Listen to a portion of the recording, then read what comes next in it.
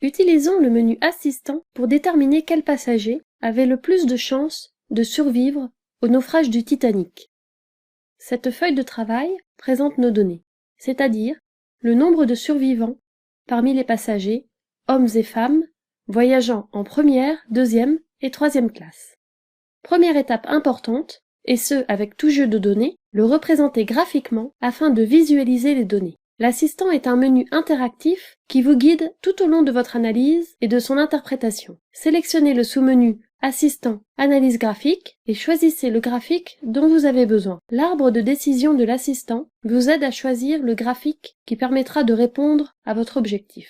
Dans notre exemple, nous voulons comparer les données entre catégories. Il est donc judicieux d'utiliser un graphique en secteur, communément appelé camembert à cause de sa forme.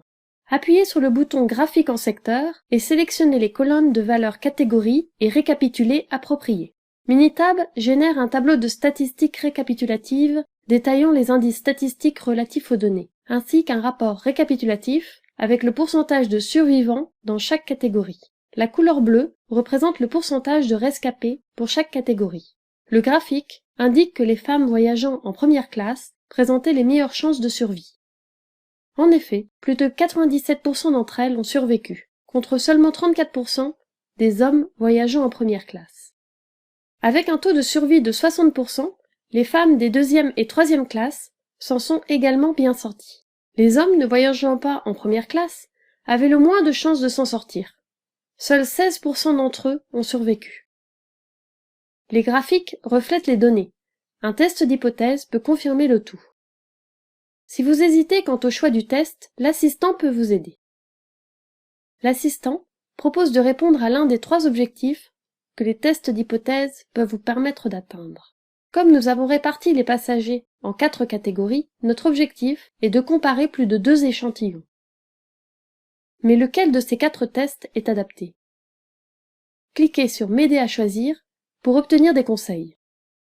L'arbre de décision de l'assistant vous guide au fur et à mesure de la prise de décision et vous aide à choisir l'analyse adéquate.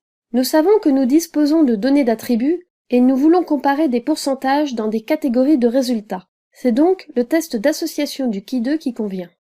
Nous avons déjà résumé nos données dans notre feuille de travail et les résultats se présentent sous forme de lignes. Nous avons 2 résultats et 4 valeurs X.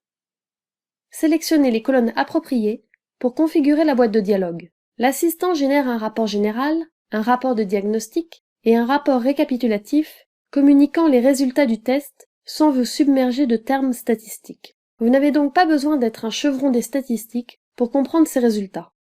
Le rapport fait clairement état de différences statistiquement significatives entre les pourcentages de rescapés des 4 catégories. Le graphique de répartition des pourcentages présente les proportions observées de survivants. Vous pouvez, là encore, constater que le nombre de survivantes était supérieur au nombre de survivants. Le tableau du pourcentage de différence entre les dénombrements observés et les dénombrements attendus indique quel groupe présentait des taux de survie étonnamment élevés, comme les femmes voyageant en première classe, ou étonnamment faibles, comme les hommes voyageant en deuxième et troisième classe. Pour inclure ce graphique dans un rapport ou une présentation, il vous suffit de cliquer dessus avec le bouton droit de votre souris pour l'exporter dans Microsoft Word ou PowerPoint. L'analyse montre clairement qu'être une passagère de première classe augmentait considérablement vos chances de survie.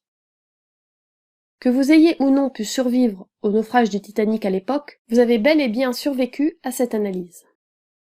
Vous avez pu constater l'utilité de l'assistant de Minitab. Il vous a permis de visualiser les données à l'aide d'une analyse graphique et de confirmer les résultats de cette représentation à l'aide d'un test d'hypothèse. Pour connaître les autres possibilités qu'offre l'assistant de Minitab ou pour télécharger une version gratuite du logiciel de statistique Minitab, valable 30 jours, rendez-vous sur minitab.com.